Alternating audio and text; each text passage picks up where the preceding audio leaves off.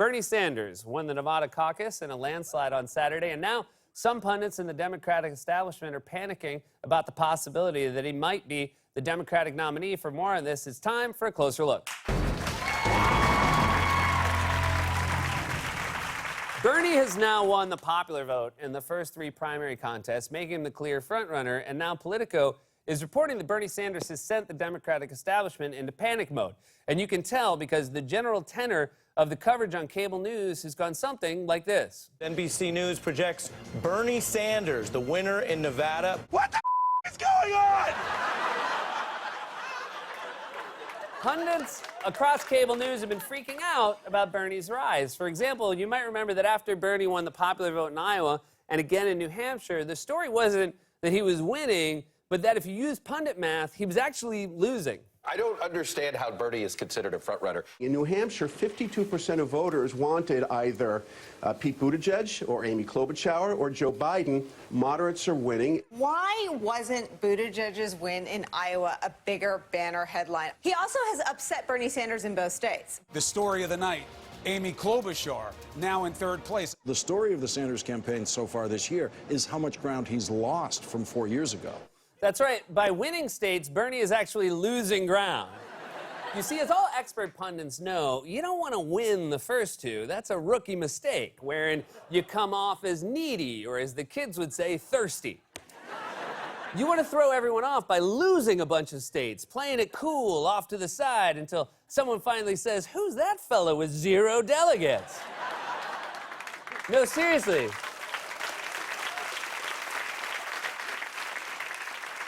No, seriously, who is that? Oh, all right. See, according to the pundits, you don't want to actually win the first two states like Bernie did. You want to follow the Joe Biden path, coming fourth in Iowa, fifth in New Hampshire, and a distant second in Nevada. And on top of all that, just wander over during a crucial debate and give the frontrunner a hug, you know? It's the first time Biden ever hugged someone from an angle where they could see him coming. And not only did some pundits insist that Bernie wasn't actually the frontrunner after winning the first two states, they also created an elaborate mythology in their heads where Bernie was only winning because the so-called moderates were supposedly splitting the vote. And they kept insisting that if the moderates would just coalesce around one candidate, that candidate could beat Bernie. Bernie Sanders may have eked out the most votes in Iowa and New Hampshire. But if you look at the numbers more closely, it shows a candidate hitting a ceiling. If you look at the combined percentages among the centrist candidates, they do much better than the progressives. When you add up the totals, though, for Pete Buttigieg, Amy Klobuchar, and Joe Biden, when you add them up last night, that's more than half the electorate backing a moderate. Buttigieg and Klobuchar and Biden split the moderate vote, with their combined percentage overwhelming that of Sanders, who got 26%. That's right. If you just combine the votes of Buttigieg, Biden, and Klobuchar, you can beat Bernie. Now, all you have to do is find a way to genetically combine them into one candidate called the Klobu-Biden Buttigieg. It's that easy. And then every time you ask it a question, it has the same answer. What should we do about health care? We must step forward into the future. I'm from Minnesota. Corn Pop was a bad dude. Huh.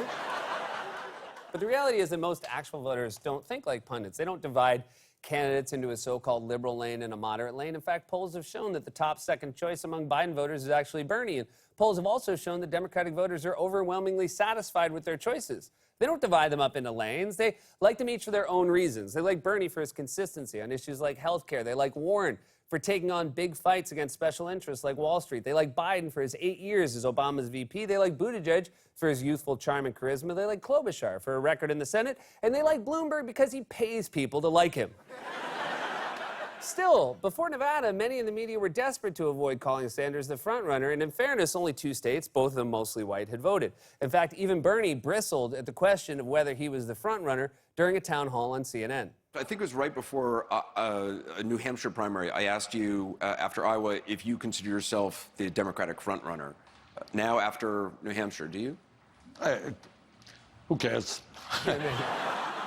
If Bernie gets elected, his inauguration is just going to be a 4-hour open house. Stop by, don't stop by. There'll be cheese and crackers, but, you know, maybe eat before you come.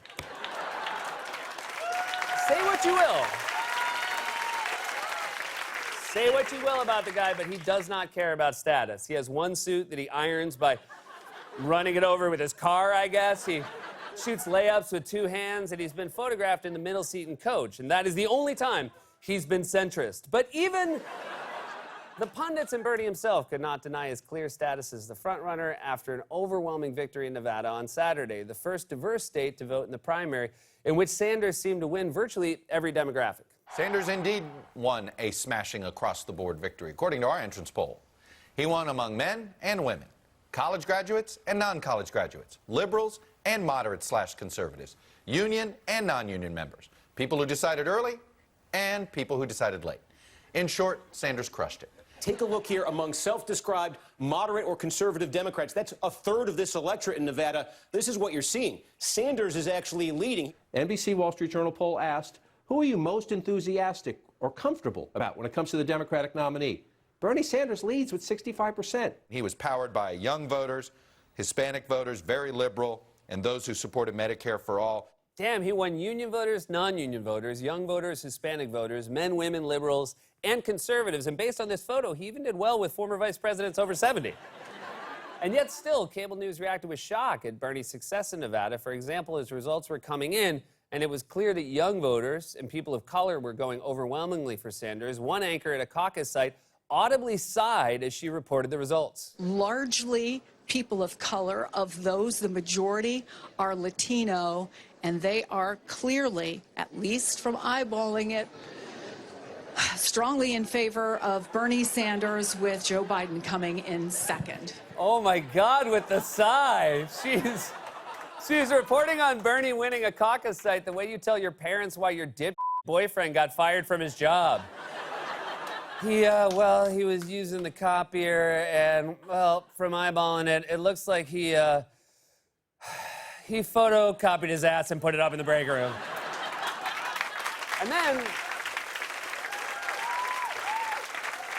And then prominent Democratic strategists and pundits started spitting out on live TV. James Carville, for example, has been showing up nonstop on MSNBC, warning that nominating Bernie would destroy the party, and even suggesting that Russian President Vladimir Putin was rooting for him. It's going to be the end of days. So I am scared to death. I really am. There's a certain part of the Democratic Party that wants us to be a cult. I'm not interested in being in a cult. I'm 75 years old.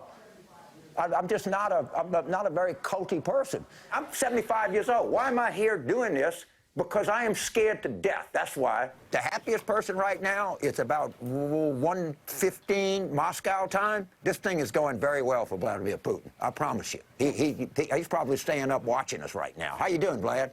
All right. He's not watching, but if he was, he'd probably think this was a public access puppet show. Seriously, James Carville always looks like he was released naked into a Louisiana Goodwill and given 5 minutes to pick an outfit. How's this hair look on me? How's this hair look on me? Bad? I'll take it. It's all squashed up like a bug on my head? Yeah. Like it's completely lost its shape? All right, I'll take it.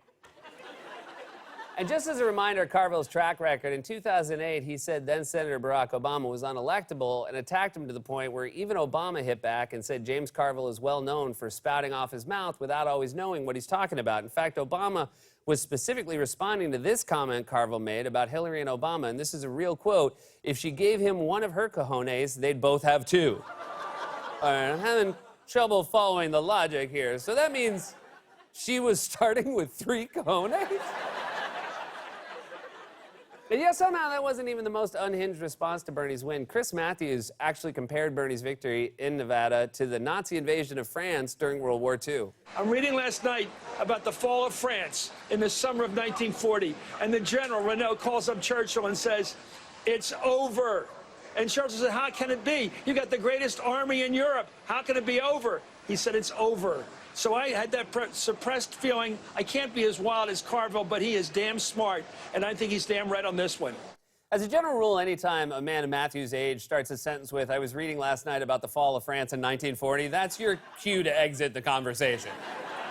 He's like your senile grandpa screaming into the phone on FaceTime. "They banned me from the golf course for not fixing my divots. This is just like 1940 when the Nazis..." All right.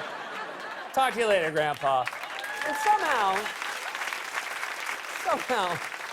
This isn't even the most insane thing Matthews has said about Bernie. After Bernie's win in New Hampshire, you might recall Matthews went on another deranged tear that had something to do with communists executing him in Central Park or something. It was so incoherent, his fellow anchor Chris Hayes had to chime in to offer some sense. I have my own views of the word socialist, and I'll be glad to share them with you in private. And they go back to the early 1950s. I have an attitude about them. I remember the Cold War. I have an attitude towards Castro. I believe if Castro and the Reds had won the Cold War, there would have been executions in Central Park, and I might have been one of the ones getting executed. And certain other people would be there cheering, okay? So I have a problem with people who took the other side.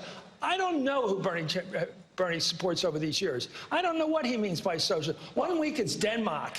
We're going to be like Denmark. Okay, that's harmless. That's basically a capitalist country with a lot of good social welfare programs. Denmark is harmless. It's pretty clearly in the Denmark category, yeah. Are you sure? How do you know? Did he tell you that? Well, I mean, that's what he says, and that's what his agenda calls for. Just as a reminder, that whole thing started with this. I have my own views of the word socialist, and I'll be glad to share them with you in private. Chris Matthews is definitely a guy who says he'll share his thoughts with you in private and then talks to you in public for a full minute. I'll tell you what I think about this movie later in private. It sucks! By the way, Bernie is not the first strong progressive candidate to come under fire from centrist pundits in the Democratic establishment. When Elizabeth Warren was soaring in the polls and seen as the frontrunner, we got story after story about how Wall Street and Democratic donors were panicking. Cable news shows rolled one clip after another of billionaires freaking out about her plans. And that's because they perceive both Bernie and Warren as threats to their livelihoods and their way of thinking. Regardless of how you feel about any particular candidates, if you're a pundit, you might want to ask why so many voters are flocking to Bernie Sanders. And yet, when you ask them if they're at least curious to find out why Bernie is doing so well, they say, Who cares? This has been a closer look.